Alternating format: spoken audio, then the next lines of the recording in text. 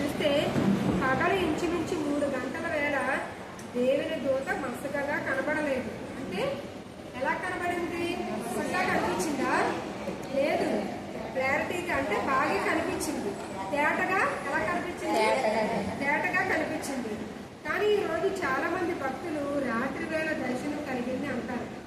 నేను బోధకులు, నేను క్రైస్తవులు ఏమంటారు? నాకు దర్శనం వచ్చిందండి, రాత్రి వేళ వచ్చిందని మాట్లాడుతూ ఉంటారు. దర్శనాలు చెప్తూ ఉంటారు.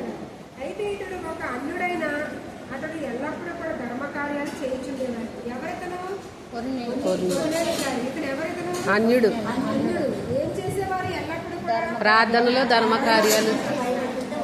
ఇంకా ఏం చేసేవాడు? కార్యాలు, ధర్మ కార్యాలు చేసేవాడు. అయితే అతడు చేసిన పనులన్నీ ఎక్కడ రాయబడ్డాయి? గ్రంథంలో. ఎక్కడ రాయబడ్డాయండి? జ్ఞాపకార్థ గ్రంథం. అంటే మంచి ఎవరు చేసినా అది దేవుడు తన జ్ఞాపకార్థ గ్రంథంలో రాస్తాడా? దేవుడు రాస్తాడా? ఎవరే మంచి కార్యక్రమాలు చేసినా, ఏం చేసినా సరే రాస్తాడు. అయితే మనం మంచి చేస్తే దేవుడు గుర్తుపెట్టుకుంటారు. మరి మత్తయి సువార్త 27వ అధ్యాయము 54వ వచనంలో చూస్తే, మరి రోమా సామ్రాజ్య కాలంలో ఎందరో అధికారులను యేసు చేసిన కార్యాలు ఆశ్చర్యపరిచాయి. అలాంటి వారిలో ఒకరై ఈ కొర్నేలి అన్నమాట.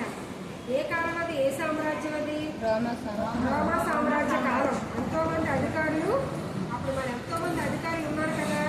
మరి యేసుక్రీస్తు ఎన్నో అద్భుతాలు